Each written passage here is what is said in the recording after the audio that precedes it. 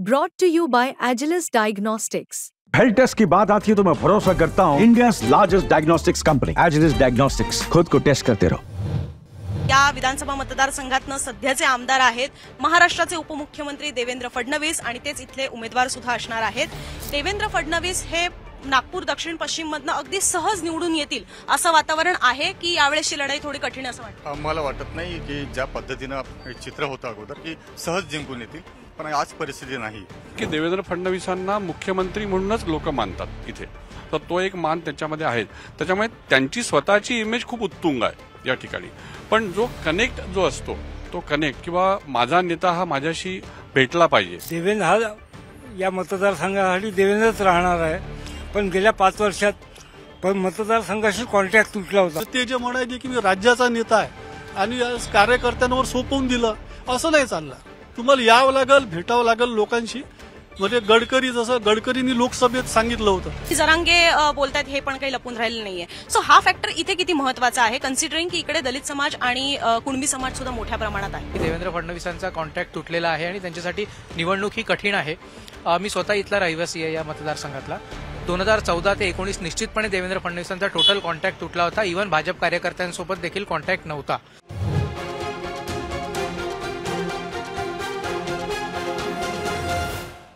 विधानसभा निवडणुकांचं on ground coverage करण्यासाठी आता मुंबई तक आलेला आहे विदर्भामध्ये आणि विदर्भातल्या नागपूर दक्षिण पश्चिम या विधानसभा निवडणुका क्षेत्राच्या या विधानसभा मतदारसंघाच्या क्षेत्रामध्ये आपण आलेलो आहोत। आणि अर्थातच या विधानसभा मतदारसंघातनं सध्याचे आमदार आहेत महाराष्ट्राचे उपमुख्यमंत्री देवेंद्र फडणवीस आणि तेच इथले उमेदवार सुद्धा असणार आहेत। गेल्या वेळेला त्यांचं लीड हे 2014च्या तुलनेत थोडं कमी झालेलं होतं असं म्हटलं जात आहे, पण आता येणाऱ्या विधानसभा निवडणुकांमध्ये सुद्धा त्यांचं लीड ते कायम ठेवू शकणार आहेत का? लाखाच्या वर त्यांना मतं पडत आलेली आहेत, तो रेकॉर्ड ते कायम ठेवू शकणार आहेत का? सलग 2009 पासून ते या नागपूर दक्षिण पश्चिम मतदारसंघातनं निवडून आलेले आहेत, तोही रेकॉर्ड ते कायम ठेवू शकणार आहेत का? ही एवढीच नाही तर अशी अनेक आव्हानं त्यांच्यासमोर असणार आहेत। सध्याच्या घडीला जर आपण पाहिलं तर देवेंद्र फडणवीस यांचा हा नारा पाहायला मिळतोय की भाजप महायुती आहे तर गती आहे, महाराष्ट्राची प्रगती आहे। आता त्यांनी असं म्हटलेलं आहे, हा नारा दिलेला आहे, हे एक प्रकारे स्लोगन दिलेलं आहे, पण हे सगळं करण्यासाठी महाराष्ट्रामध्ये महायुती सरकार पुन्हा एकदा येऊ शकतं का आणि सोबतच देवेंद्र फडणवीस हा त्यांचा चेहरा असणार का याची सुद्धा एक उत्सुकता अनेकांच्या मनामध्ये आहे की महायुती सरकार आलं तर त्यांचा मुख्यमंत्री पदाचा चेहरा नेमका कोण असणार। पण मला असं वाटतं की आपण स्पेसिफिकली जर नागपूर दक्षिण पश्चिम या विधानसभा मतदारसंघात आलेलो आहोत तर खास करून आपल्याला देवेंद्र फडणवीस यांच्याबद्दल इथला मतप्रवाह नेमका कसा आहे, इथलं सध्याचं राजकारण कसं आहे, कितपत चान्सेस आहेत की फडणवीस हे पुन्हा निवडून येऊ शकतात, कुठले फॅक्टर्स आहेत त्यांच्यासाठी सध्या डेंजर झोनमध्ये आहेत नाहीयेत, या सगळ्या संदर्भात बोलण्यासाठी आपल्यासोबत नागपूरमधले हे सगळे सिनियर जर्नलिस्ट जे आहेत, पत्रकार जे आहेत ते जोडले गेलेले आहेत। सगळ्यात पहिले आपण त्यांची ओळख करून घेऊया। डीडी न्यूजचे रिपोर्टर कृष्णा मस्के, त्याच्यासोबतच हितवादचे विकास वैद्य आपल्यासोबत आहेत, सामनाचे ब्युरो चीफ महेश उपदेव आपल्यासोबत आहेत, तसंच ब्युरो चीफ आहेत दिव्य मराठीचे अतुल पेटकर सर, ते सुद्धा आपल्यासोबत आहेत आणि लोकमतचे chief sub editor Yogesh Pande सुद्धा आपल्यासोबत जोडले गेलेले आहेत। सगळ्यांचं स्वागत आहे मुंबई तकमध्ये आणि मी एक एक करून प्रत्येकाकडनं प्रतिक्रिया घेते। मला तुम्ही सांगा की देवेंद्र फडणवीस हे नागपूर दक्षिण पश्चिम मधनं अगदी सहज निवडून येतील असं वातावरण आहे की यावेळेसची लढाई थोडी कठीण असं वाटतं? मला वाटत नाही की ज्या पद्धतीनं चित्र होतं अगोदर की सहज जिंकून येतील, पण आज परिस्थिती नाही। कारण वेळोवेळी जो आपण 2019चं इलेक्शन बघितलं किंवा 2014चं इलेक्शन बघितलं तर वेळोवेळी त्यांच्या प्रत्येक विधानसभा याला निवडणुकीला त्यांची मार्जिन कमी होत गेली आहे। कारण आशिष देशमुख या ठिकाणी होते, डॉक्टर आशिष देशमुख, त्यांना 49,000 मतांनी ते फक्त जिंकलेत, म्हणजे देवेंद्रजी जिंकलेत। त्याच्या अगोदर प्रफुल्ल गुडगे पाटील होते, ते तेव्हा ते 59,000 मतांनी ते पराभव झाला होता। म्हणजे वेळोवेळी जी काही मार्जिन आहे ती कमी होत गेली, पण आज परिस्थिती तशी नाही आहे। कारण देवेंद्र फडणवीस या ठिकाणी काम केलेत, त्यात कुठलंही दुमत नाही, चांगले काम केलेत आणि त्यांचं एक मोठं नाव आहे। दक्षिण पश्चिम भागात आणि मतदारसंघ ओळखला जातो, राज्यात ओळखला जातो, देवेंद्र फडणवीसांच्या नावाने ओळखला जातो। परंतु गेल्या 5 वर्षामध्ये ज्या पद्धतीनं प्रफुल्ल गुडगे पाटील जे काँग्रेसचे उमेदवार आहेत ते ज्या पद्धतीने त्यांनी कामं केलेत, गल्लीबोळात जाऊन जनतेशी संवाद साधला, जनतेशी भेटीगाठी सध्या सुरू आहे त्यांचं, आणि गेल्या 2 महिन्यापासून सतत ते प्रचार सभा घेत आहेत, प्रचार रॅली सुद्धा घेत आहेत, पदयात्रा घेत आहेत। तर मला असं वाटत नाही यावेळेस की खूप काही म्हणजे सहज जिंकेल असं काही चित्र सध्या या ठिकाणी नाही। जर तुम्हाला सुद्धा असंच वाटतंय आणि प्रामुख्याने याच्या मागची, जर तुम्हालाही तसंच वाटत असेल तर प्रामुख्याने याच्या मागची काय कारणं असू शकतात? देवेंद्र फडणवीस यांच्याकडे पाहताना माझा आमदार या नात्याने त्यांच्याकडे पाहिलं जात आहे की उपमुख्यमंत्री किंवा मुख्यमंत्री म्हणून त्यांनी 5-10 वर्षामध्ये जे राजकारण महाराष्ट्रात केलेलं आहे त्या दृष्टिकोनातून त्यांना पाहिलं जातं? नाही, या मतदारसंघाचा जर इतिहास आपण 1 मिनिटात जर जाणून घेतला तर हा मतदारसंघ अस्तित्वात नव्हता. 2009 मध्ये हा अस्तित्वात आला.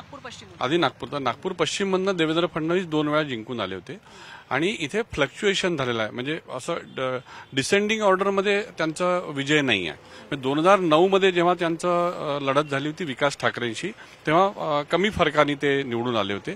मग 2014 मध्ये ते मताधिक्य वाढलं त्यांचं, म्हणजे मार्जिन जे आहे ते वाढलं. 2019 मध्ये ते कमी झालं आशिष देशमुखांच्या याच्यानंतर. आता याच्यामध्ये हा एक भाग लक्षात घेतला पाहिजे की जसं कृष्णाने म्हटलं तसं सहज नाही आहे देवेंद्र फडणवीसांना. याचं मुख्य कारण हे आहे की एक गोष्ट नक्की की देवेंद्र फडणवीसांना मुख्यमंत्री म्हणूनच लोक मानतात इथे. तर तो एक मान त्याच्यामध्ये आहे. त्याच्यामुळे त्यांची स्वतःची इमेज खूप उत्तुंग आहे या ठिकाणी. पण जो कनेक्ट जो असतो तो कनेक्ट किंवा माझा नेता हा माझ्याशी भेटला पाहिजे ते कॉमन माणसाच्या मनात असतं. आणि याचा एक सर्वात महत्वाचा भाग जो सर्वदूर महाराष्ट्रात आपल्याला पाहायला मिळेल तो असा आहे की सिव्हिक बॉडीजचे इलेक्शन झाले नाही. त्या सिव्हिक बॉडीजचे इलेक्शन न झाल्यामुळे लोकांना कोणाकडे जायचं, म्हणजे पूर्वी जसे कॉर्पोरेटर्स होते तर त्या या ठिकाणी तुमचा आमदार आहे, तो जरी मुख्यमंत्री असला तरी तो तुमचा आमदार आहे, पण तो आमदार देखील भेटत नाही. हा एक खूप महत्वाचा राग लोकांच्या मनामध्ये किंवा दुःख हे लोकांच्या मनामध्ये खूप मोठ्या प्रमाणात आहे. पण दुसरा एक भाग आपण लक्षात घेतला पाहिजे की प्रफुल्ल गुडदे जे आहेत, प्रफुल्ल गुडदे 2014 मध्ये इथे लढले होते. 2019 मध्ये त्यांना उमेदवारी दिली नाही. पण ते त्यांच्यामध्ये एक लिडरशिपचा अभाव दिसतो की ते खूप लोकांना घेऊ शकण्यामध्ये त्यांचं ते सामर्थ्यामध्ये ते कमी पडतात. जर काँग्रेसमध्येच आपण पाहिलं, काँग्रेसच्या अंतर्गत पाहिलं तर प्रफुल्ल गुडदेंच्या तोडीचे नेते आज वेगवेगळ्या पदावर मोठ्या याच्यावर गेलेले आहे. पण प्रफुल्ल गुडदेंना आत्ता रिसेंटली साधारण वर्ष 6 महिन्यामध्ये त्यांना AICC मध्ये त्यांना सचिव म्हणून घेतलेला आहे. त्याच्या इथे कोणत्याच पदावर नव्हते. तर त्याच्यामुळे तो जो एक लिडरशिपचा जो आस्पेक्ट आहे त्याच्यामध्ये तो त्याचा फायदा घेण्यामध्ये कितपत यशस्वी होतील, किती लोकांना ते सोबत घेऊन जातील.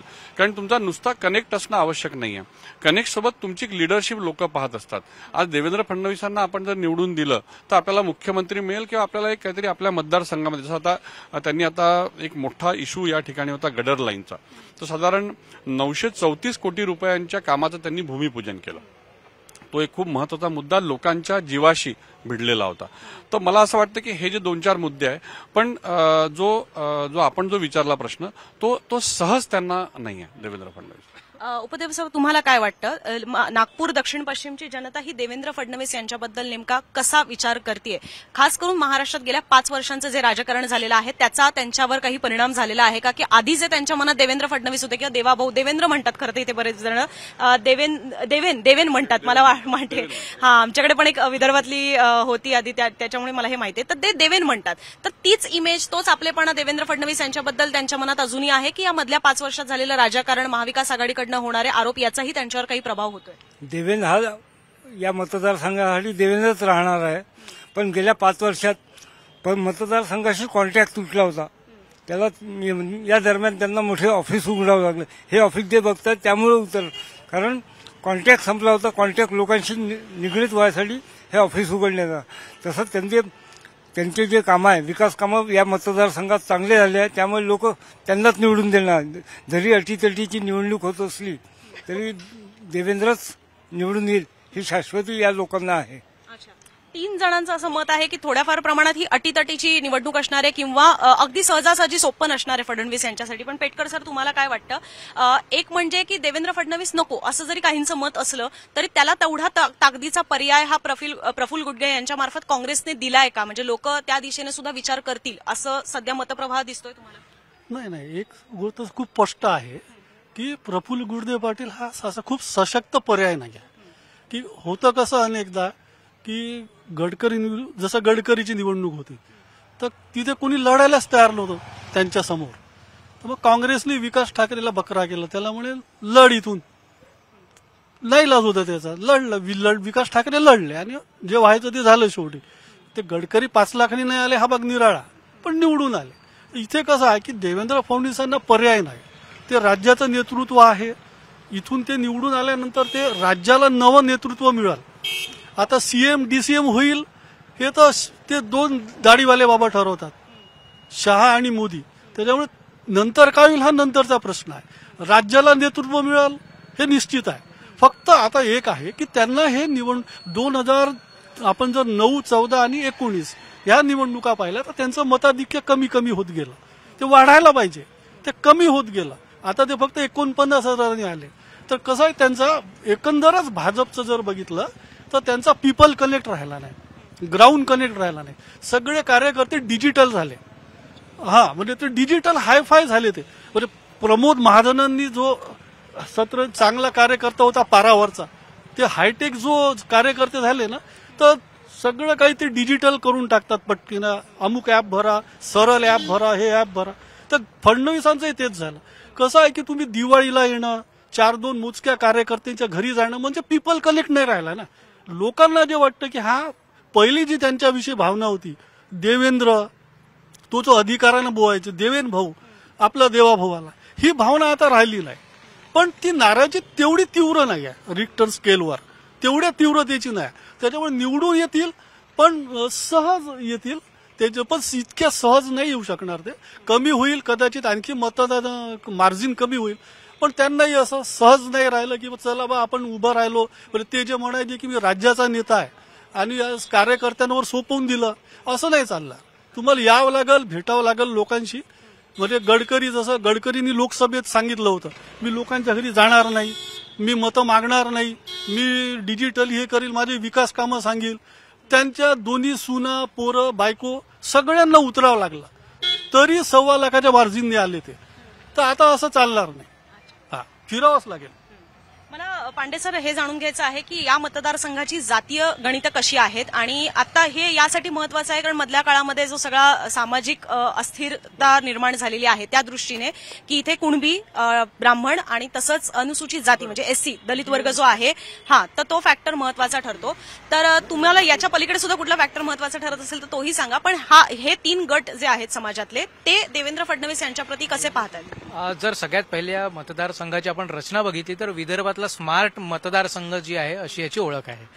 त्यामुळे इथल्या समस्या वेगळ्या आहेत, इथले प्रश्न वेगळे आहेत। इथे पाण्याचा प्रश्न नाही आहे किंवा इथे बाकी प्रश्न नाही, इथे ग्रीन कव्हरचा प्रश्न आहे। इथे 24/7 जी योजना लागू केली होती तिचं कार्यान्वयन नाही झालं, हा इथे मोठा प्रश्न आहे। इथे अप्पर क्लास लोक किंवा मिडल क्लास लोक जास्त प्रमाणात आहे, झोपडपट्ट्यांचं प्रमाण आहे पण कमी आहे तुलनेने इतर नागपूरचा आपण विचार केला तर। इथे ब्राह्मण पॉप्युलेशन मोठ्या प्रमाणावर आहे, राष्ट्रीय स्वयंसेवक संघाचं नेटवर्क इथे मोठं आहे, अनुसूचित जातींचं प्रमाण, जमातींचं प्रमाण मोठ्या प्रमाणावर आहे आणि कुणबी बहुल भाग देखील इथे एक वेगवेगळे पट्टे आहेत, तिथे कुणबी देखील मोठ्या प्रमाणावर आहे। काही प्रमाणात इथे मुस्लिम लोक, विशेषतः प्रफुल्ल गुर्दे पाटील यांचा जो भाग आहे जैताळा, तिथे काही प्रमाणात आता मुस्लिम पॉप्युलेशन वाढते आहे, आदिवासी पॉप्युलेशन देखील वाढते आहे। मात्र ज्या पद्धतीने आता इतर सहकाऱ्यांनी सांगितले की देवेंद्र फडणवीसांचा कॉन्टॅक्ट तुटलेला आहे आणि त्यांच्यासाठी निवडणूक ही कठीण आहे। मी स्वतः इथला रहिवासी आहे या मतदारसंघातला। 2014 ते 19 निश्चितपणे देवेंद्र फडणवीसांचा टोटल कॉन्टॅक्ट तुटला होता, इव्हन भाजप कार्यकर्त्यांसोबत देखील कॉन्टॅक्ट नव्हता। 2020 पासून विशेषतः कोरोनानंतर देवेंद्र फडणवीस थोडेफार ऍक्टिव्ह झाले आणि कार्यकर्ते नाराज झाले होते, तर कार्यकर्त्यांची नाराजगी दूर करण्यासाठी हे बातम्यांमध्ये आलं नाही किंवा कुठे प्रकाशित झालं नाही, इव्हन त्यांच्या सोशल मीडियाच्या हँडल्सवरनं देखील हे समोर आलं नाही। पण शनिवार रविवार किंवा जेव्हाही ते इथे यायचे 1 ते 2 तास काढून इथे वेगवेगळ्या कार्यकर्त्यांच्या घरी ते भेटी द्यायचे।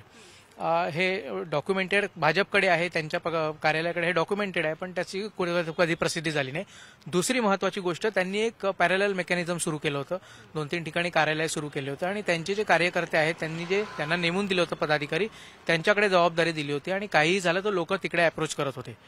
देवेंद्र फडणवीसांचा सामान्य जनतेसोबत कनेक्ट हवा तसा राहिलेला नाहीये, ही गोष्ट सत्य आहे, याच्यात काही दुमत नाही। मात्र कार्यकर्त्यांसोबत त्यांचा कनेक्ट अजूनही आहे आणि हा जो बालेकिल्ला भाजपचा म्हणण्यात येतो आहे, मात्र 2009 पासून आपण जर कंटिन्युअसली पाहिलं तर एक 2014चा अपवाद सोडला इथले मताधिक्य जे आहेत भाजपचं कमी होत आहे, मग ते लोकसभेचं असो किंवा विधानसभेचं असो। त्यामुळे देवेंद्र फडणवीस आणि भाजप कार्यकर्त्यांना ज्या पद्धतीने वाटतंय की इथून सहजपणे आपली लीड राहील, तसं चित्र राहणार नाही। मात्र हे निश्चित आहे की प्रफुल्ल गुर्दे पाटील हे त्या तुलनेचे उमेदवार नाहीत। इथे विकास ठाकरे असते तर निश्चितपणे चित्र वेगळं असतं, मात्र प्रफुल्ल गुर्दे पाटील यांचा प्रभाव जो आहे तो जैताळा आणि जो आजूबाजूचा भाग आहे तिथे आहे। पोस्टर आणि होर्डिंग लावून कुठलाही नेता मोठा होत नसतो, हे राजकारण्यांनी समजायला हवं. पश्चिम महाराष्ट्राचं राजकारण वेगळं आहे, नागपूर आणि विदर्भातलं राजकारण वेगळं आहे. त्यामुळे होर्डिंग लावून जनतेशी कनेक्टच नाही, जनता तुम्हाला ओळखत नाही आणि अशा व्यक्तीला जर तुम्ही उमेदवारी देता आहे तर स्पष्टपणे आहे की काँग्रेसने ही सीट अगोदरच सोडलेली आहे, महाविकास आघाडीने ही सीट सोडलेली आहे. प्रश्न राहिला मताधिक्याचा. मताधिक्य वाढवण्याचं आव्हान भाजपसमोर राहणार आहे. मागच्या वेळेला 49,000 होतं. आशिष देशमुख नौखे उमेदवार होते, त्यांना दक्षिण पश्चिम नागपुरात कोणीच ओळखत नव्हतं. मात्र त्यांनी 49,000चं मताधिक्य फक्त सीमित राहिलं होतं. त्यामुळे याला मताधिक्य किती वाढेल हा प्रश्न असेल. भाजपसाठी निश्चितपणे हा जो सामना आहे हा हवा तेवढा आव्हानात्मक नाही आहे, मात्र आव्हान आहे मताधिक्य वाढवण्याचं. सो लाईटली घेऊन चालणार नाही निवडणूक, थोडक्यात असं म्हणणं आहे. पण मला पुन्हा एकदा तुमच्याकडनं समजून घ्यायचं ते म्हणजे की फडणवीस यांच्या बाबतीत त्यांची जात बऱ्याचदा आड येते असं म्हटलं जातं. काही वेळेला त्यांनी सुद्धा तशा प्रतिक्रिया दिलेल्या आहेत, काही वेळेला नेत्यांच्या प्रतिक्रिया अशा आलेल्या आहेत की ज्याच्यामुळे ते हायलाईट होतं आणि जरांगे बोलतायत हे पण काही लपून राहिलेलं नाहीये. सो हा फॅक्टर इथे किती महत्वाचा आहे, कन्सिडरिंग की इकडे दलित समाज आणि कुणबी समाज सुद्धा मोठ्या प्रमाणात आहे. बघा, मला वाटत नाही जात फॅक्टर या ठिकाणी महत्वाचं आहे. कारण गडकरी साहेब पण ब्राह्मण समाज येतात आणि ते नागपूर शहराचे प्रतिनिधित्व करतात आणि सर्व समाजातून, असं नाही की मुस्लिम, दलित, मुस्लिम सर्व समाजातून वोट जाते. की इव्हन ब्राह्मण आहे म्हणून त्याला थोडं फारकत घ्यायचं असा प्रकार इथे नाही. त्याच पद्धतीचं देवेंद्र फडणवीस संदर्भात पण इथेच असंच आहे की ते ब्राह्मण समाजाचे गंगाधर फडणवीस यांचे सुपुत्र आहेत म्हणून त्यांना वोट करायचं नाही असा यातला भाग नाही. त्यांची एक लिडरशिप आहे, त्यांचं काम आहे आणि या ठिकाणी त्यांचं एक मोठं नेटवर्क पण त्या ठिकाणी आणि एक आत्मीयता आहे. छोटंसं याच्यामध्ये इंटरप्ट करते, कारण की ओबीसी समाज हा कदाचित दुखावला आहे, दुरावेल अशी एक भीती आहे. कन्सिडरिंग की महाराष्ट्रामध्ये मराठा आरक्षण हे आता ज्या पद्धतीने ज्यांच्याकडे कुणबी नोंदी आढळत आहेत त्यांना ती प्रमाणपत्र मिळतात, त्याच्यामुळे ओबीसी आरक्षणातले वाटेकरी वाढलेले आहेत. अर्थात त्याचा विदर्भामध्ये त्याचा परिणाम नाहीये, पण ओबीसी समाजामध्ये तो समज येऊन त्याचा परिणाम या निवडणुकीमध्ये होईल असं वाटतं. मला वाटत नाही. विदर्भामध्ये जरांगे आणि विदर्भ हा फार वेगवेगळे विषय आहेत. कारण जरांगे साहेबांचे जो हे आहे प्रभाव तो पश्चिम महाराष्ट्र मराठवाड्यात संदर्भात आहे, इकडे प्रभाव नाही. आणि म्हणूनच की काही जरांगे पाटील सभा सुद्धा घेतली नाही. पुन्हा इथे कुणबी हा स्वतःला कुणबी समजतो किंवा मराठा फार क्वचित समजेल, पण तो कुणबी समजतो, ओबीसी समजतो स्वतःला आणि त्या पद्धतीने त्याला प्रमाणपत्र पण सगळं ओबीसीचे फॅसिलिटी त्यांना मिळतोय. मला वाटत नाही की या ठिकाणी जरांगे साहेबांचा इकडे जो प्रभाव आहे मराठाचा हा या ठिकाणी विदर्भात नाही. आणि म्हणून की काय ओबीसी जे मतदार आहे ते भाजपशी दुखावले असाही प्रकार नाही. काही प्रमाणात कुणबी, तेली ज्या मतदारसंघामध्ये जे विषय आहेत त्यांचे, जसं पूर्व नागपूरमध्ये तेली मतदार मोठ्या प्रमाणात आहे, कुणबी या ठिकाणी आहे. तर त्या ठिकाणी थोडं राजकीय प्रतिनिधित्व न दिल्यामुळे होऊ शकते कुणबी थोडं नाराज असू शकते, परंतु हा भाग नाही की सगळं ओबीसी समाज बीजेपीशी नाराज आहे अशातला भाग सध्या नागपूर शहरात नाही आहे. मला तुमच्याकडनं वैद्यसर समजून घ्यायचं आहे ते म्हणजे की संघाचा विषय मगाशी निघाला म्हणून, आणि देवेंद्र फडणवीस यांच्या मधल्या काळामध्ये संघ मुख्यालयामध्ये भेटीगाठी सुद्धा झालेल्या आहेत. जे जे पी नड्डांचं स्टेटमेंट होतं त्याच्यामुळे संघ दुखावला आहे, पण तो पुन्हा एकदा महाराष्ट्रामध्ये भाजप ज्या पद्धतीने एक डेंजर झोनमध्ये आलेला आहे असा जो एक समज आहे, वेगवेगळ्या सर्व्हेजमधनं ते दिसून येत आहे. त्या गोष्टी लक्षात घेता संघ हा प्रामुख्याने पुन्हा एकदा ऍक्टिव्ह झालेला आहे का, तेवढ्या ताकदीनं मैदानात उतरलेला आहे का, असं चित्र तुम्हाला जाणवतंय? नाही, नड्डांचं जे स्टेटमेंट होतं तो हा ज्या वरच्या लिडरशिप आहे, टॉप लिडरशिपचा हा इश्यू आहे तो, त्याच्यामुळे त्याचा फारसा परिणाम या ठिकाणी जाणवणार नाही. आणि आपण लोकसभा निवडणुकीच्या तुलनेत जर बघितलं तर संघ हा ऍक्टिव्ह मोडवर आलेला आहे. विधानसभा निवडणुकीमध्ये संघाचं स्वतःचं नेटवर्क तयार झालेलं आहे आणि संघाने वेळोवेळी त्यांच्या स्वयंसेवकांना सांगितलं आहे हे जे इंटरनल मीटिंगमध्ये की आपल्याला या पद्धतीचं काम करायचं आहे. संघाची काम करण्याची पद्धत वेगळी असते. संघाचा कार्यकर्ता तुम्हाला किंवा स्वयंसेवक तुम्हाला असा घरी येऊन प्रचार करताना दिसत नाही, पण तो जो संघाचा ऍक्टिव्ह मोडवर येणं हा एक खूप महत्वाचा मुद्दा आहे. आणि दुसरा एक फार कळीचा मुद्दा असा आहे की देवेंद्र फडणवीस हे जिथे राहतात म्हणजे धरमपेठ भागामध्ये तो भाग पूर्ण संघाने हे झालेला आहे. आणि तिथे जसं संघाचे महानगर संघचालक हा संघाचा प्रमुख असतो, तर तिथले बहुतांश लोक तिथले आहे. आणि असं म्हणतात की देवेंद्र फडणवीस हे संघाला म्हणजे त्यांच्या मतदारसंघात विशेषतः की संघ स्वयंसेवकांकडनं कसं काम करून घ्यायचं आणि कसं त्यांना ऍक्टिव्ह मोडवर आणायचं याच्यामध्ये फार त्यांची मोठी हातखंड आहे. त्याच्यामुळे संघाचा खूप मोठा भाग याच्यात ऍक्टिव्ह मोडवर आल्यामुळे तर तो त्याचा फायदाच बीजेपीला होईल. त्याच्यामुळे आपण जे म्हटलं की लोकसभा निवडणुकीत वेगळं चित्र होतं, निश्चितपणे लोकसभा निवडणुकीत त्या तुलनेमध्ये संघ हा ऍक्टिव्ह नव्हता. त्याला काही कारणं असतील. त्याला काही संघ स्वयंसेवकांचं म्हणणं होतं किंवा संघाचं म्हणणं होतं की आमच्याकडे बीजेपीने येऊन म्हटलं नाही की तुम्ही चला म्हणून. तो सगळा गैरसमज दूर झालेला आहे. नड्डांच्या स्टेटमेंटचा याच्याशी अन्वय अर्थ जोडता येणार नाही. त्याच्यामुळे या विधानसभा निवडणुकीत संघ ऍक्टिव्ह मोडवर आहे आणि संघाचं 100% कॉन्ट्रीब्युशन याच्यामध्ये राहणार आहे आणि तोच जो भाग आहे तो कदाचित महायुतीला विजयाचा मार्ग सुकर करेल. मला खरं तर तुम्ही आता काहीतरी बोलत होतात पण मला त्याच्यावर पण यायचं आहे. पण तुम्हाला बोलायचं आहे त्याच्यावर? बोलो.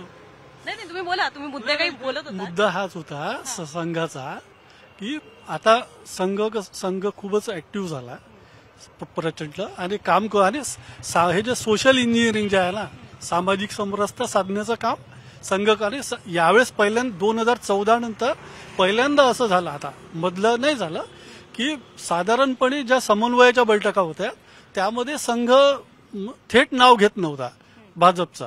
हिंदुत्व विचाराची बैठक असलेला पक्ष, हिंदुत्वाची विचारधारेला असलेल्या पक्षाला आपल्याला निवडून द्यायचा आहे असं म्हणायचं. आता यावेळेस थेट नाव घेऊन म्हणत आहे की आपल्याला भाजपला निवडून द्यायचं आहे असं थेट नाव घेऊन सांगतायत समन्वयाच्या. आणि दुसरी गोष्ट असं आहे की विश्व हिंदू परिषद आपलं वनवासी कल्याण आश्रम आणि विदर्भामध्ये केशवराव मानकर ट्रस्ट या तिघांना आदिवासी मतदार जो आहे त्यांना एकल कारण एकट्या केशवराव मानकर ट्रस्टचे विदर्भामध्ये 4000 एकल विद्यालय.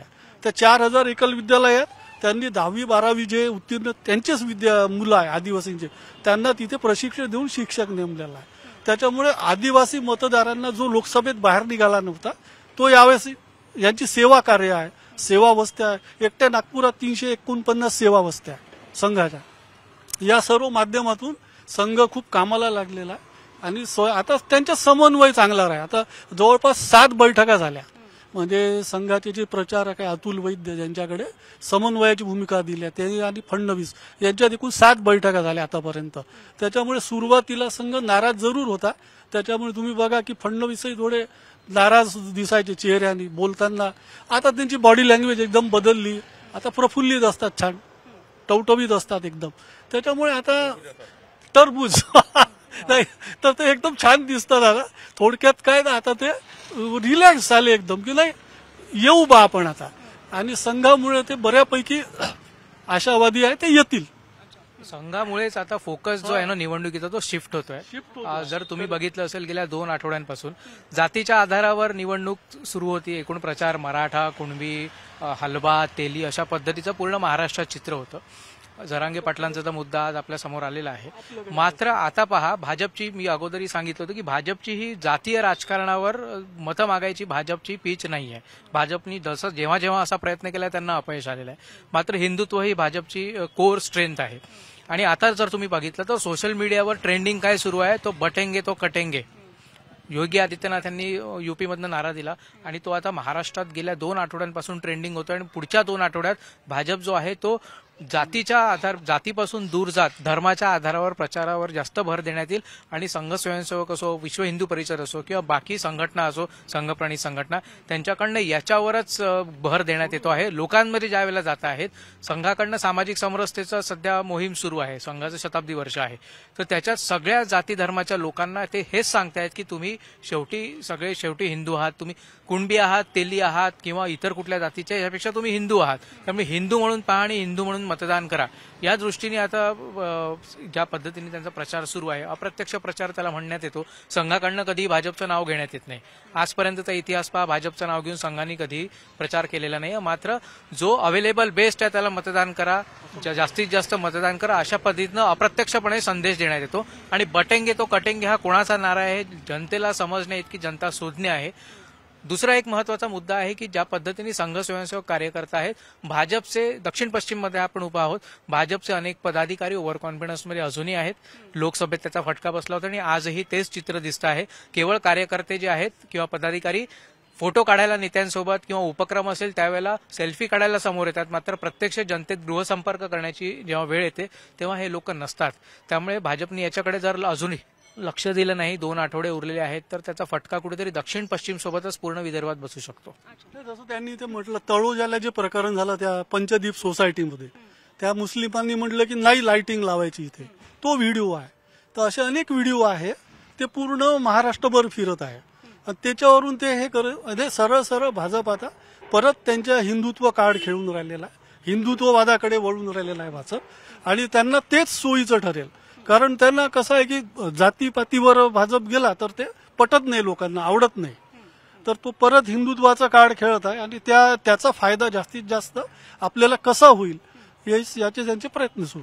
ओव्हरऑल रिॲक्शन्स मधून असं दिसतंय की संघाचं बॅकअप हे खूप चांगलं स्ट्रॉंग पद्धतीने. अमित शहानी यावेळेस सांगितलं की तुम्ही बूथ ताब्यात घ्या. स्वयंसेवकांनी आता बूथ ताब्यात घेतलेले आहे. प्रत्येक बूथवर 3 स्वयंसेवक राहणार आहे आणि 2 कार्यकर्ते राहणार. गेल्या निवडणुकीत लोकसभेच्या वेळेस बूथवरून लोक उमेदवार काढण्याची प्रक्रियाच झाली नाही. त्यामुळे आता स्वयंसेवक घरी घरी जाऊन मतदारांना बाहेर काढणार आणि त्याचा फायदा या निवडणुकीत भाजपला होणार आहे. मला तुम्हाला हा प्रश्न एक फक्त ऍड करायचा मला की यावेळेस अमित शहाची जी बैठक झाली आहे त्यांनी एक महत्वाचा मुद्दा हे केला की त्यांनी कॅटेगरीज करून दिल्या. कॅटेगरी ए जसं महेश सरांनी सांगितलं तर कॅटेगरी ए हा असे बूथ्स आहे की जिथे बीजेपीचं व्होटिंग जास्त होतं, तर तिथे 10% व्होटिंग वाढलं पाहिजे जेणेकरून त्याचा फायदा बीजेपीला होईल. आणि कॅटेगरी बी आणि सी असे आहेत की जिथे बीजेपीचं व्होटिंग कमी आहे, म्हणजे बीजेपीला मिळणारा सपोर्ट कमी आहे, तर तिथे ओव्हरऑल व्होटिंग वाढलं पाहिजे. तो ओव्हरऑल व्होटिंग हे करून त्याच्यामध्ये तुम्ही तो बीजेपीचा वोटर वाढवा, याच्या माध्यमातून मग बीजेपीचं व्होटिंग कसं वाढता येईल असा तो साधारणपणे. मला तुम्हाला प्रश्न खास करून यासाठी विचारायचा होता कारण आम्ही मुंबई सामनामध्ये अशा बातम्या खूप पाहतो आणि त्या आरोप तशा पद्धतीने होत असतात म्हणून. सो देवेंद्र फडणवीस म्हटलं की 3 प्रामुख्याने आरोप असतात. एक आरक्षणासंदर्भातले, मग त्याच्यामध्ये जरांगे जे काही म्हणत असतील ते, किंवा समोर ओबीसीचा मुद्दा असेल तर ते असतील. त्याच्यानंतर दुसरा मुद्दा असतो तो म्हणजे पक्ष फोडाफोडीचा, आणि ज्याचं खापर सुद्धा देवेंद्र फडणवीस यांच्यावर फोडलं जातं आणि त्यांचंच एक वक्तव्य जे आहे ते त्यांना एक प्रकारे बोललेलं आहे की मी पुन्हा आलो पण पक्ष फोडून आलो. आणि तिसरा मुद्दा याच्यामध्ये येतो तो म्हणजे की लोकसभेमध्ये झालेलं सगळं नुकसान किंवा संविधान धोक्यात आलेला आहे हा मुद्दा, किंवा मला असं वाटतं की एक चौथं कारण सुद्धा घ्यायला हवं ते म्हणजे की त्यांच्याकडे असलेलं गृह खातं. आणि मधल्या खास करून आपण जर गेलं वर्षभर जरी पाहिलं तर ज्या सगळ्या घटना घडलेल्या आहेत त्याच्यावरनं प्रत्येक वेळेला ताशेरे हे गृह खात्यावर गेलेले आहेत. मग अगदी लेटेस्ट उदाहरणं पाहिली तर बदलापूरचं प्रकरण असेल, त्याच्यानंतर झालेलं एन्काउंटर प्रकरण असेल, महिला अत्याचाराची प्रकरणं असतील, बाबा सिद्दीकींचं हत्या प्रकरण असेल. सो ह्या सगळ्याचा प्रभाव हा नागपूर दक्षिण पश्चिम मध्ये पाहायला मिळतो का? तसं पाहिलं तर तेवढं बघता नाही येणार, पण त्यांनी जे 3% ब्राह्मण माझं काही वाकडं करू शकत नाही हे मध्ये बोलले होते देवेंद्रजी, ते त्यांना मागे घ्यावं लागलं. आता ब्राह्मणांनाही सोबत घेऊन काम करावं लागत आहे. आणि जे बोलत होते की मी नाही आलो तरी प्रचार होऊन जातो, आता प्रत्येक ठिकाणी देवेंद्रजींना फिरावं लागतं. हां, आणि हे गुन्हेगारीमध्ये आजही नागपूर सेकंड टॉप आहे. इतकी गुन्हेगारी काही कमी झाली नाही. खुद्द त्यांचा खास कार्यकर्ता मुन्ना यादवनी सांगितलं की सर्वात जास्त ड्रग नागपूरमध्ये विकले जात आहे, तरी ड्रग चोरी चालूच आहे अद्याप. त्याच्यावर कोणते हे लोकांना वाटतात का? हे लोकांना हे लोकांना आम्ही मगाशी काही लोकांशी बोलायचा प्रयत्न केला तर ते सगळेजण प्रामुख्याने विकास कामं इथे खूप झाली याच्यावर जास्त भर देताना विकास कामं झालीच आहे त्याच्याबद्दल, पण हे आहे गुन्हेगारी जी वाढली आहे ती थांबवण्यात. तुम्ही जे मुद्दे मांडले की नाही ते मला असं वाटतं की थोडं इंटेलेक्च्युअल लेवलवर त्याचा विचार केला जातो. त्याच्यामुळे कॉमन पब्लिक जी आहे, मी मगाशी जे म्हटलं की सिव्हिक बॉडीजचे इलेक्शन झाले नाही, कॉमन पब्लिकला दिसतं की माझ्यासमोरचा रस्ता कसा आहे, माझ्याकडे पाणी आहे की नाही, माझी गटर लाईन चोक तर नाही झालेली आहे, त्याच्यासाठी मी कोणाकडे जायचं, हा महत्वाचा मुद्दा असतो. हे जे सगळे नॅरेटिव्ह असतात, जसं संविधानचा जो विषय तुम्ही म्हटला. एक सेकंड थांबवते सर, म्हणजे तुम्ही मांडलेल्याच मुद्द्याला मला अनुसरून पुढचा प्रश्न विचारायचा आहे. तुम्ही म्हणालात ते बरोबर आहे आणि हा मी सेम प्रश्न मुरलीधर मोहोळ यांना सुद्धा विचारलेला होता, कारण ते पुण्याचे महापौर राहिलेले आहेत. तर त्यांचंही असं म्हणणं होतं की मधल्या काळामध्ये निवडणुका न झाल्यामुळे लोकांना जर राग व्यक्त करायचा असेल की अरे मला माझे प्रश्न मांडायला नगरसेवकच नाहीये, मग अगदी गटाराचा मुद्दा असेल तरी तो लोकसभा निवडणुकांना ते महत्वाचं मानून त्या पद्धतीने सुद्धा वोटिंग करत होते. हे अगदी महापौर राहिलेल्या व्यक्तीने सांगितलं. सो तो मुद्दा तुमचा इथे रेलेव्हंट ठरतो, म्हणजे इथे जर तसं असेल तर. आणि त्याला अनुसरून हा प्रश्न आहे की मग महाविकास आघाडी ज्या पद्धतीने देवेंद्र फडणवीस यांच्यावर आरोप करते ते ग्राउंड लेवलला तसे पेनिट्रेट होत नाहीयेत का, किंवा तसं करण्यामध्ये मग महाविकास आघाडी कमी पडते का, की ते फक्त भाषणांपुरता मर्यादित राहतात पण तो मेसेज कार्यकर्ते खालपर्यंत पोहोचवू शकत नाही? एक्झॅक्टली, तुम्ही अगदी बरोबर बोलले. महाविकास आघाडी जे नॅरेटिव्ह करताय, जसं लोकसभा निवडणुकीत आपण पाहिलं, लोकसभा निवडणुका जनरली या आधीच्या या राष्ट्रीय मुद्द्यांवर लढल्या गेल्या. यावेळा लोकसभा निवडणुका या राष्ट्रीय मुद्द्यांवर अजिबात लढल्या गेल्या नाही, ऍटलिस्ट इन महाराष्ट्र. तर त्याचप्रमाणे विधानसभा निवडणुकांमध्ये देखील हाच इश्यू आपल्याला दिसतोय की हे असे कुठलेही नॅरेटिव्ह किंवा असा जो भाग येतो तर त्या नॅरेटिव्हचा फारसा विचार होत नाही. पण जे लोकल इश्यू असतात, जे इलेक्शनचे लोकल इलेक्शन न झाल्यामुळे की त्यांनी कोणाला कनेक्ट व्हावं, पण याच्यामध्ये महाविकास आघाडी याचा योग्य पद्धतीने फायदा घेताना दिसत नाही. आत्ताच मी साधारण 2-3 चॅनलवर, युट्यूब चॅनलवर प्रफुल्ल गुर्देंचा इंटरव्ह्यू बघितला. तर ते प्रफुल्ल गुर्दे तेवढ्या इफेक्टिव्हली ते मुद्दे, म्हणजे लोकांच्या हृदयातले मुद्दे तुम्ही हे करून, जसं महेशनी पण सांगितलं, कृष्णानी पण सांगितलं, तर ते मुद्दे ते उचलताना आणि त्याचा एक्झॅक्टली म्हणजे त्या नॅरेटिव्ह तुम्ही हे करण्यापेक्षा त्याच्यावर हे जर मुद्दे त्यांनी उचलले तर ते प्रभावीपणे तो मुद्दा उचलण्यात आणि त्या मुद्द्यांवर अटॅक करण्यात ते यशस्वी झालेले आहेत. हा, भाजपचा जो डिजिटल मीडिया आहे तो खूपच प्रभावी आहे, इतका पॉवरफुल आहे ना की अगदी म्हणजे चांदा ते बांदा विदिन 7 मिनिट कुठलीही गोष्ट त्यांची पोहोचून जाते 7 मिनिटात. अगदी छोटी छोटी मतदारसंघातली असो, पब्लिक इश्यू असो. काँग्रेसच्या डिजिटल मीडियाचा जो प्रदेशाध्यक्ष आहे ते नागपूरचे आहे, आमच्या माजी खासदाराचे. त्यांना मी फोन केला, अरे म्हटलं हे भाऊ बजेटच नाही म्हणे आपलं, सुरुवात आहे इथून, बजेट नाही म्हणे, मग करायचं कसं आणि मग मांडायचं कसं. त्याच्यामुळे कसं आहे की तुम्हाला संधी दार ठोठावत आहे महाविकास आघाडीसाठी, पण ते एवढे करंट आहे की त्यांना लाभच नाही घेता येत त्या संधीचा, त्यांना ते नीट कन्व्हेन्स नाही करता येत त्या लोकांचं. एवढीच कधी नव्हे तर एवढी चांगली संधी आज आहे, ते जर एकत्र राहिले आणि त्यांनी नीट पोहोचवलं ना तर विदर्भातून सत्तेचा मार्ग महाविकास आघाडीसाठी सुकर आहे. प्रश्न तोच आहे, संधी. महाविकास आघाडीकडनं इतक्या प्रमाणात त्यांच्या समोर मुद्दे आहेत पण ते उचलले जात नाही. आज महागाईचा प्रश्न मोठ्या प्रमाणावर, लाडली बहीण योजना असली तरी इकडे महागाई इतक्या मोठ्या प्रमाणावर वाढलेली आहे. जर तुम्ही बेरोजगारीचा मुद्दा घेतला तर आपण नागपुरात उभं आहे, इथे मिहान सुरू झालं होतं, मात्र काही आयटी इंडस्ट्री वगळता इथे एकही प्रोडक्शनचा युनिट कुठलेही आलेलं नाही आहे. मोठे युनिट गेल्या 15 वर्षात नागपुरात आलेलं नाहीये. स्थापना झाली किंवा घोषणा झाली, MOU झाले, पण इथे रोजगाराचं काय. आयटी इंजिनियर्स आजही पुण्याकडे जात आहेत, आजही बेंगलोरकडे जात आहेत. काही मोठ्या प्रमाणावर इथे BPO आहे किंवा सॉफ्टवेअर टेस्टिंगचं वगैरे काम सुरू झालेलं आहे, पण त्यांनी बेरोजगारीचा प्रश्न दूर होणार नाही. महाविकास आघाडी हा मुद्दा उचलत नाहीये, महागाईचा मुद्दा उचलत नाहीये, शेतकऱ्यांचे मुद्दा, सोयाबीनचा जो भाव आहे तो हवा तसा अजूनही मिळालेला नाहीये, कापसाचा मुद्दा आहे हा अजूनही महाविकास आघाडीकडनं उचलला गेलेला नाहीये.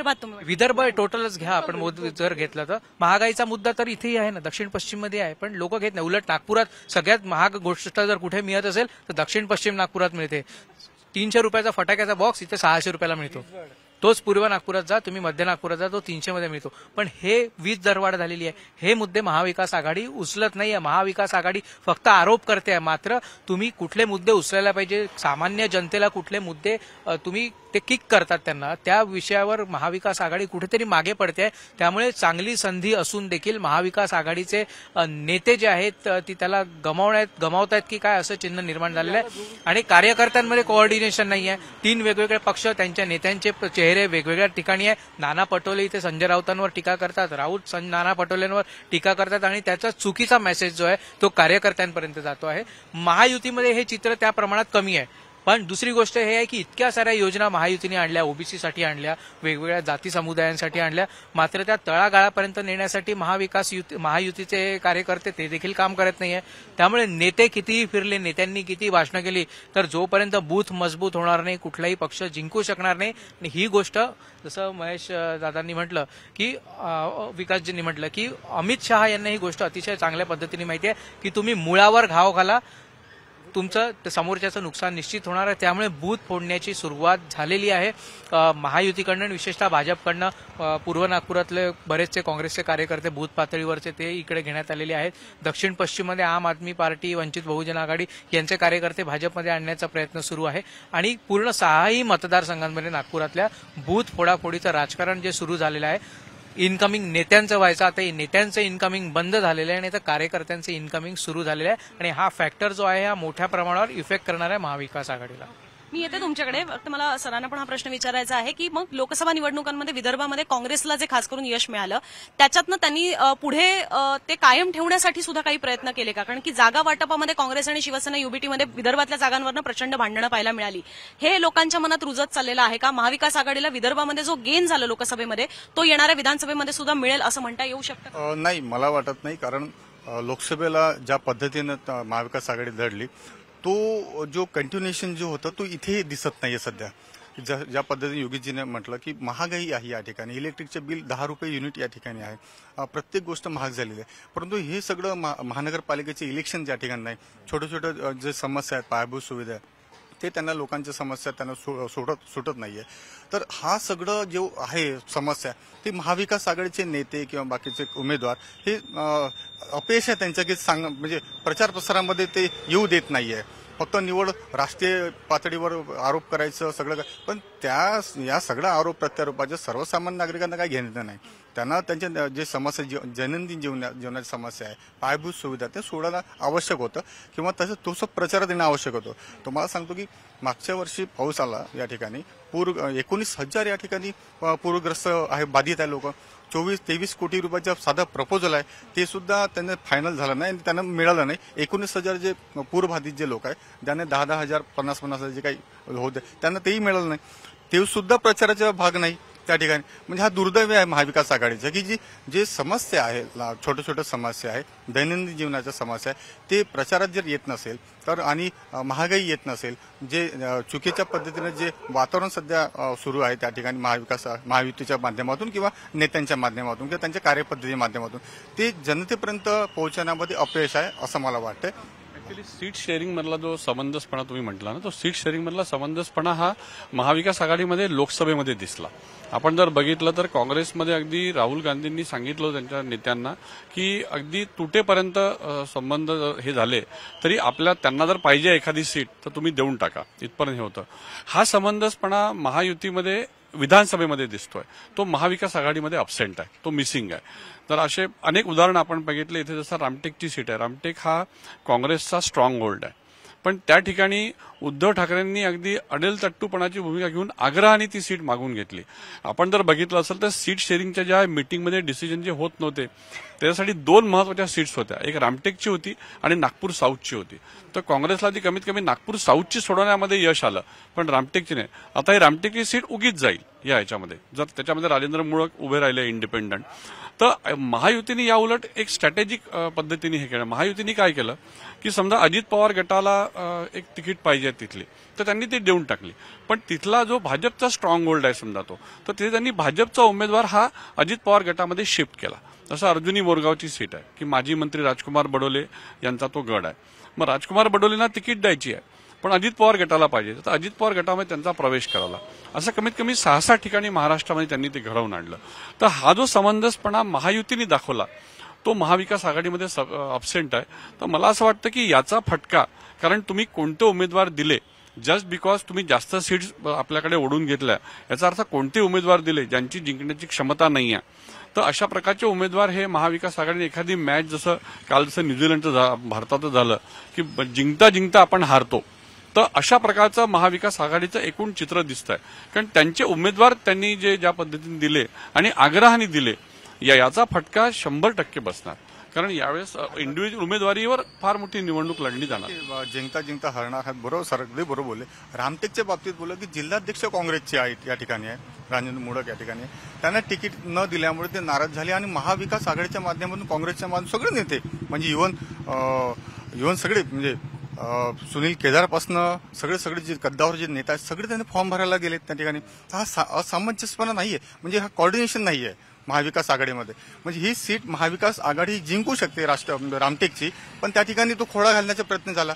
परंतु हा जो मेसेज आहे संपूर्ण नागपूर जिल्ह्यात गेला की त्यांच्यामध्ये महाविकास आघाडीमध्ये एकोपा नाहीये, सामंजस्य एकमेकांमध्ये नाहीये. याचा फटका महाविकास आघाडीला हा होईल आणि तेवढाच महायुती सरकारला तो फायदा होईल, पक्षाला फायदा असं मला वाटतं. नाना पटोलेंची हेकेखोरी जी आहे ही विदर्भात 16 ते 17 सीट पडणार आहे.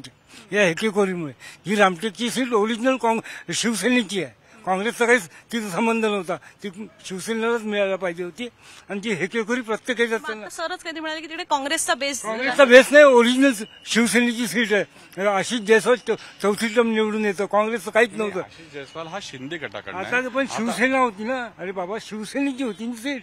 प्रश्न कसा आहे, नाही महेश सरांचं बरोबर आहे की ती सीट मुळात शिवसेनेची होती, तो त्यांनी आग्रह धरला. पण आता त्यांचा जो जिंकणारा उमेदवार आहे हा आता शिंदे गटाकडनं आहे. त्याच्यामुळे काँग्रेसचा जो राजेंद्र मुळक तर तिथे 10 वर्षापासूनचं काम आहे. त्या अँगलनी मी सांगितलं की त्या अँगलनी तिथे जर त्यांनी सोडली असती ती सीट तर त्याचा महायुतीने तसं नाही केलं. महायुतीमध्ये तसा प्रकार झालेला नाहीये. त्यांनी सिटिंग गेटिंग जरी म्हटलं तरी काही ठिकाणी त्यांनी ती पण हिंमत दाखवली की ते उमेदवार त्यांनी बसवले त्या ठिकाणी. नाना पटोलेंनी जी पूर्ण महाराष्ट्रात जी हेकेखोरी केली आहे ती महाविकास आघाडीचा पराभवासाठी कारणीभूत ठरणार. मी थोडक्यात सांगतो. अगदी सामनाला शोभून ही प्रतिक्रिया होती. तुम्हाला मगाशी एक मुद्दा ऍड करायचा. नाही, तो एक मुद्दा मी हा सांगणार होतो की जसं लोकसभेला म्हणजे शिक्षण आणि रोजगारामुळे होणारं जे स्थलांतर आहे नागपुरातून विदर्भातून ते काही थांबलेलं नाही. जसं लोकसभेला एक विदर्भ मित्र मंडळ स्थापन झालं, त्यांनी 55,000 तरुण जे तिकडे नोकरी आणि शिक्षणानिमित्त गेले त्यांना बस भरून आणलं लोकसभेत मतदानासाठी. काय तर मार्जिन कमी होऊ नये म्हणून. याचा अर्थ काय की 55,000 ते 60,000 पोरपोरी विदर्भातले तिकडे आहे. तर हे एक मोठं आव्हान परत महायुतीसमोर आहे की या मतदाराला योग्य वेळी मतदानासाठी परत आणणं. कारण इथे सर्वात महत्वाचं काय आहे की साधारणपणे जो तुमच्या माझ्यासारखा जो सुशिक्षित वर्ग आहे, तुम्ही बघा गडचिरोलीमध्ये तिथे दहशतवाद आहे. मतदानाची वेळ दुपारी 3 पर्यंत असते, मतदान 75% होते. तुमचे आमचे सुशिक्षित लोक सुट्टी आली मतदानाच्या दिवशी की लगेच कुठेतरी विकेंडला सहलीला निघून जातात.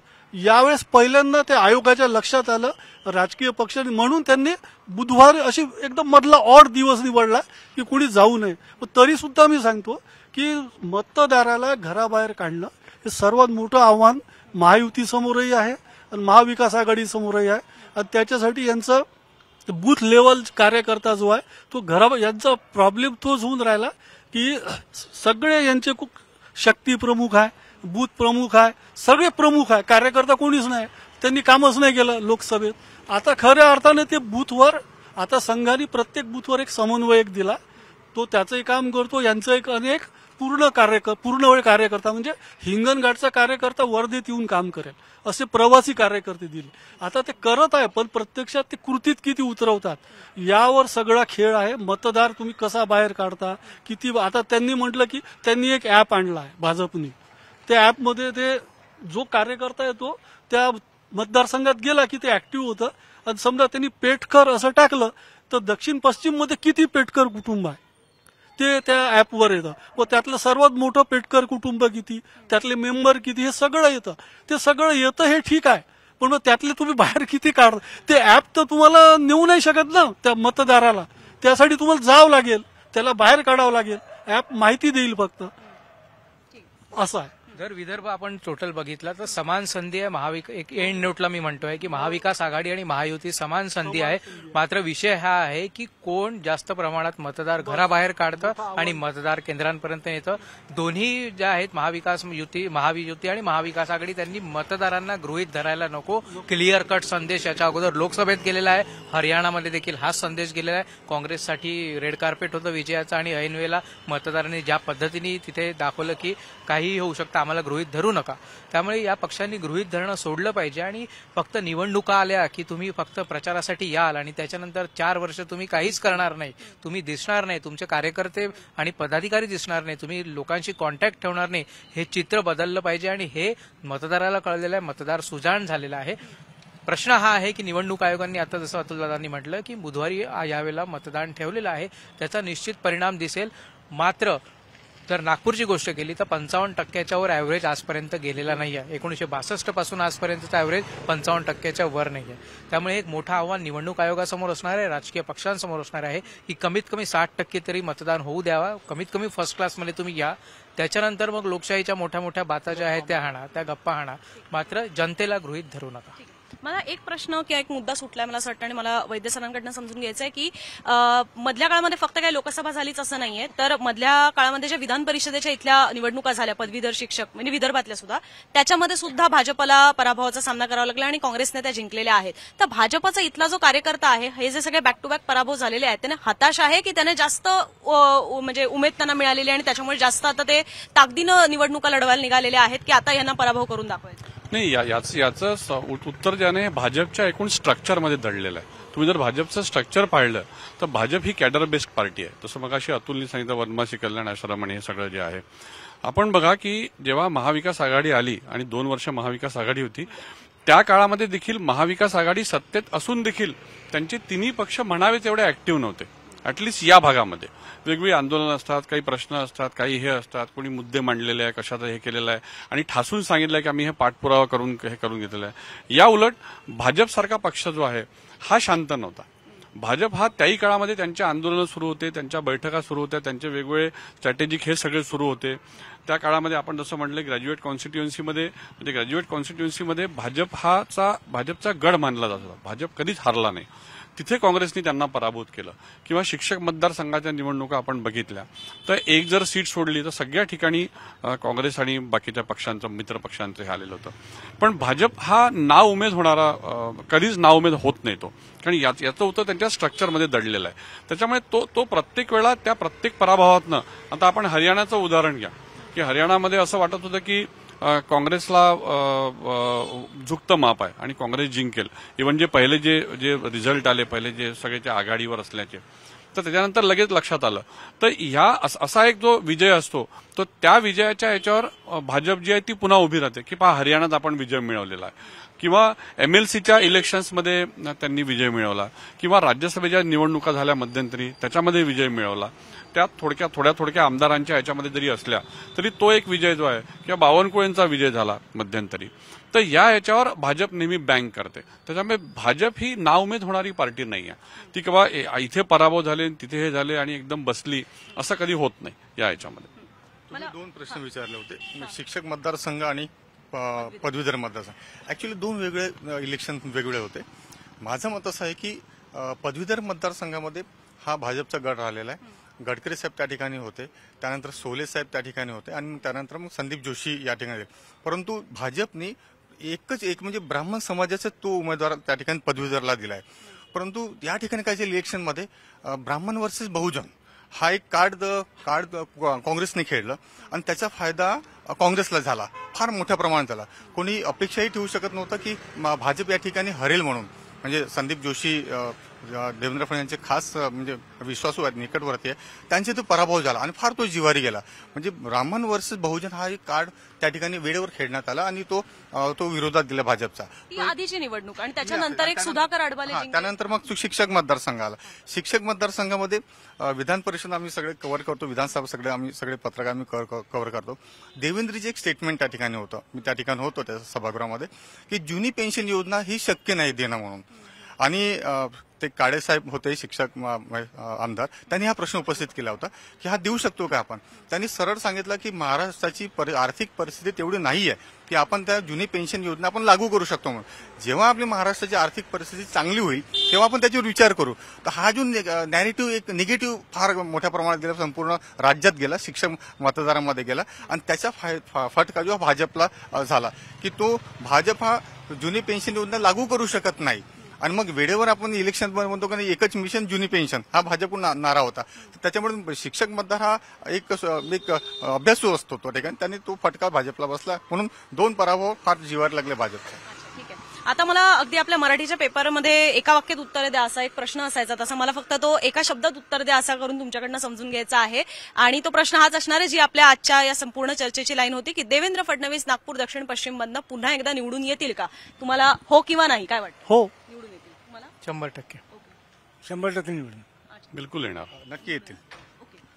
जे सुरुवातीला अगदी म्हणणं होतं की लढाई कठीण आहे किंवा अगदी सहजासहजी सोपी नाहीये, पण तसं जरी असलं तरी कदाचित काँग्रेसने तेवढा तुल्यबळ उमेदवार दिलेला नाहीये असं सुद्धा पत्रकारांच्या या म्हणण्यामध्ये आपल्याला पाहायला मिळते. आणि म्हणूनच नागपूर दक्षिण पश्चिमची लढाई महत्वाची आहे, कारण महाराष्ट्राचे मुख्यमंत्री राहिल्यानंतर, आता उपमुख्यमंत्री राहिल्यानंतर ते पुन्हा एकदा निवडणुकीला सामोरं जात आहेत आणि त्यांच्याच मतदारसंघामध्ये महाराष्ट्रात अनेक आव्हानं आहेत, पण स्वतःच्या मतदारसंघामध्ये नेमकी काय आव्हानं आहेत, कशी गणितं आहेत हे समजून घेण्याचा आपला हा प्रयत्न होता. त्यामार्फत आपण पत्रकारांसोबत तो समजून घेण्याचा प्रयत्न केलेला आहे. तुमच्या प्रतिक्रिया सुद्धा किंवा तुमचे अंदाज सुद्धा तुम्ही कॉमेंट बॉक्समध्ये जरूर मांडा आणि असंच मुंबई तकचं ग्राउंड लेव्हलवरचं कव्हरेज पाहण्यासाठी युट्यूब चॅनलला सबस्क्राईब करायला विसरू नका. कॅमेरामॅन राकेश साळसकरसह मी अनुजा, मुंबई तक, नागपूर.